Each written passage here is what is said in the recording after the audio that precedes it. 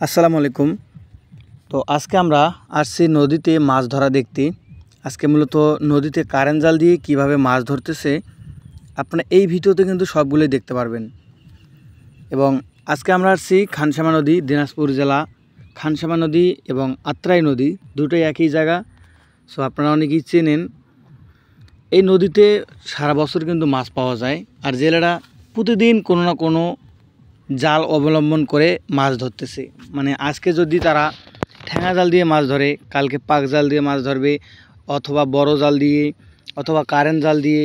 So সেরকমই আজকে আমরা দেখতেছি কারেন্ট জাল দিয়ে মাছ ধরতেছে। পানিতে কিন্তু স্রোত আছে অনেক, তারা দুই দিকে দুজন জালটা ধরছে এবং পানিতে ছেড়ে দিয়েছে।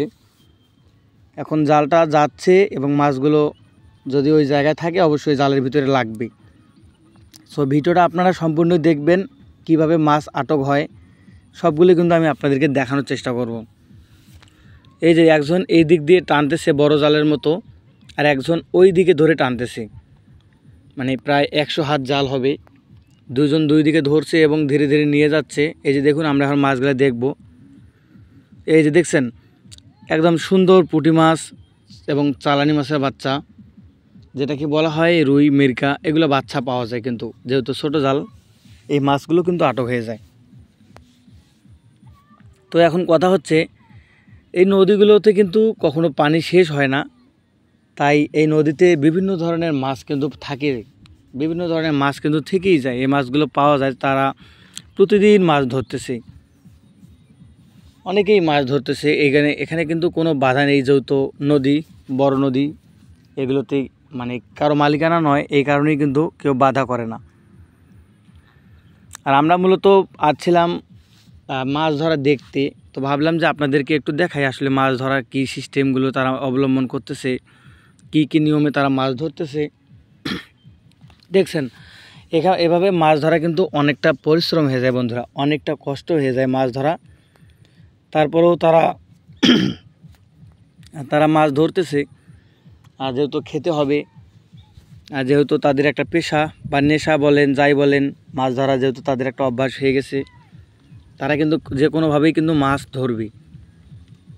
সো আমরা কিন্তু দেখব এখন আসলে জালটা আসলে বসায় হয়ে গেছে, অনেকক্ষণ টানার পর এখন সে দেখতেছে মাছ আটক হয়েছে কিনা। তো আমরা এখন দেখি, তার সাথে সাথে যাই, যেহেতু 10 মিনিট ধরে জালটা কিন্তু টানলো, ওইদিকে আরেকজন আছে। শেষ পর্যন্ত কিন্তু আমরা দেখব আসলে মাছ আটক হয়েছে কিনা জালের ভিতরে। যখন জালটা টানে তখন কিন্তু আমি দেখলাম অনেকগুলো মাছ আটক হয়েছিল জালে, কিন্তু ধীরে ধীরে মাছগুলো সব খুলে যাচ্ছে, যেহেতু জালটা একটু ছোটো ফাঁক আর মাছগুলো একটু বড় বড়, তাই মাছগুলো খুলে যাচ্ছে।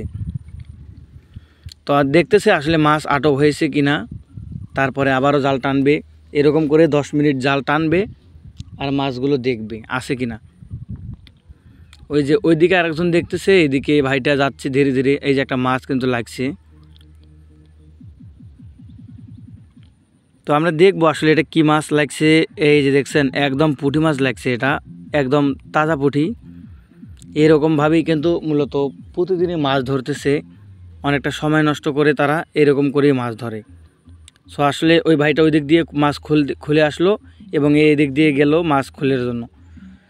সো বন্ধুরা, মূলত এইভাবেই নদীতে এরকম করেই মাছ ধরা হয়। সো ভিডিওটা যদি আপনাদের ভালো লাগে, চ্যানেলে নতুন হয়ে থাকলে চ্যানেলটি সাবস্ক্রাইব করে দেবেন। আমাদের চ্যানেলে প্রতিদিন কোনো না কোনো মাছের ভিডিও নিয়ে আসা হয় এবং পরবর্তী ভিডিও নিয়ে আসবো। সে পর্যন্ত আপনারা সবাই ভালো থাকবেন, সুস্থ থাকবেন এবং ভিডিওটি ভালো হলে অবশ্যই কমেন্ট করে জানাবেন। আল্লাহ হাফেজ।